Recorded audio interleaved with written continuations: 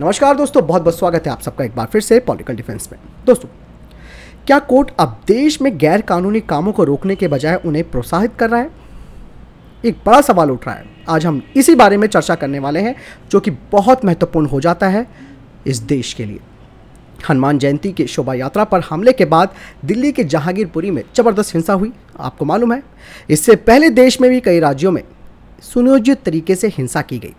देश भर में ये जो घटनाएं हो रही हैं, उसका पूरा पैटर्न देखने के बाद अब एक आम इंसान भी ये समझ रहा है कि एक समुदाय के लोग उनको उकसा रहे हैं ताकि पूरे देश में गृह युद्ध की स्थिति बन जाए।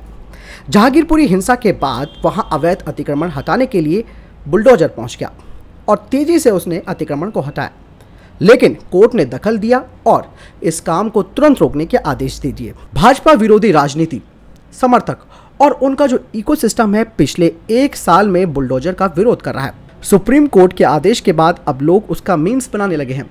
पिछले कुछ सालों में अदालतों के आदेश, फैसले और न्यायाधीशों के व्यवहार न्यायिक व्यवस्था पर एक गंभीर सवाल खड़े कर रहा है।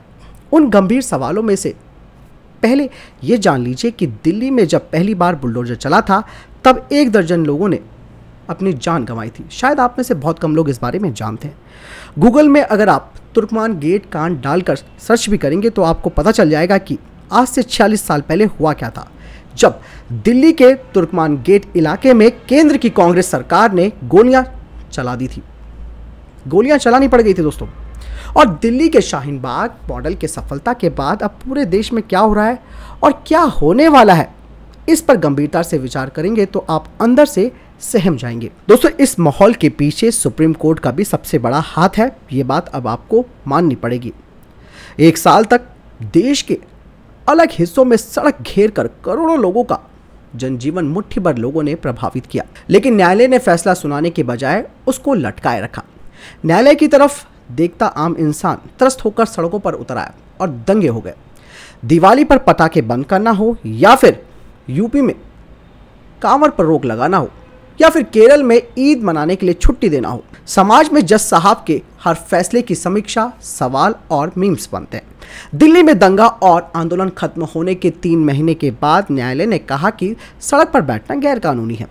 अदालत ने अगर सही समय पर शाहीन बाग को रोक दिया होता तो ये बात जहांगीरपुरी तक नहीं पहुंचती। 1 साल सीए आंदोलन और 1 साल से ज़्यादा चले किसान आंदोलन में सुप्रीम कोर्ट ने इन सारे मुद्दों को लटका के रखा, यानी कि इनका ये लचर रवैया देखने को मिला। और इस लचर रवैये की कीमत देश ने हजारों करोड़ों का नुकसान उठाकर उठाई है। जहांगीरपुरी में पकड़ा गया मुख्य आरोपी अंसार कैमरे के सामने देश की न्याय व्यवस्था पर पुष्पा स्टाइल में धमका गया। इतनी हिम्मत उसमें कहां से आई? उसे मालूम था कि न्याय व्यवस्था अंदर से खोखली हो चुकी है, कोई उसका कुछ नहीं बिगाड़ सकता। हुआ भी वही। जितनी तेजी से सरकार एक्टिव हुई, उससे ज्यादा तेजी से अंसार का इकोसिस्टम एक्टिव हुआ। आतंकियों के लिए आधी रात को कोर्ट खुलवाने वाले इस देश की न्यायिक व्यवस्था का ट्रेडमार्क है। जहांगीरपुरी उसी हिंसा का अगला वर्जन है। पूरे देश में दंगा होने के बावजूद दंगों के लिए बदनाम उत्तर प्रदेश अगर शांत है तो इसमें सिर्फ और सिर्फ योगी सरकार का ही खौफ है। उत्तर प्रदेश में चुनाव के समय सुप्रीम कोर्ट ने दंगाइयों से वसूली का नोटिस वापस और वसूले गए हर्जाने को वापस करने का फैसला सुनाया। हालांकि सुप्रीम कोर्ट ने यह भी कहा कि वसूली का अनुमान एक कमेटी बनाएगी, उसके बाद वसूली की जा सकेगी।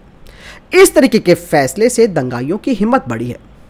तो साफ तौर पर आप देख सकते हैं कि किस तरीके से सुप्रीम कोर्ट, जिसे माननीय सुप्रीम कोर्ट माना जाता है, वहीं के लोग देश में देश विरोधी गतिविधियों को रोकने के बजाय उन्हें प्रोत्साहित कर रहे हैं।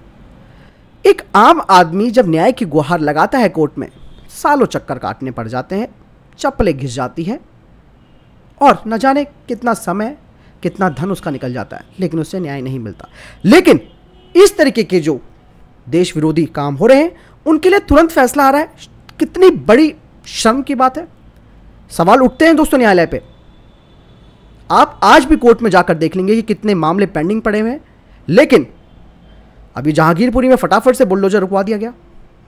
उधर उत्तर प्रदेश में जो दंगाइयों की संपत्ति जो जब्त की गई थी उसे वापस दिलवाने का फैसला कर लिया गया। आतंकी के लिए आधी रात को कोर्ट खुलवा दिया गया।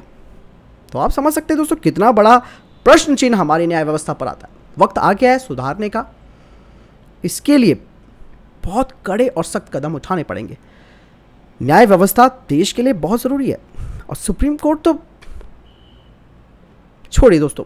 आपको क्या लगता है दोस्तों इस पूरे सिनेरियो के बारे में? मुझे कमेंट सेक्शन में लिखकर जरूर बताएं। मिलता हूं नई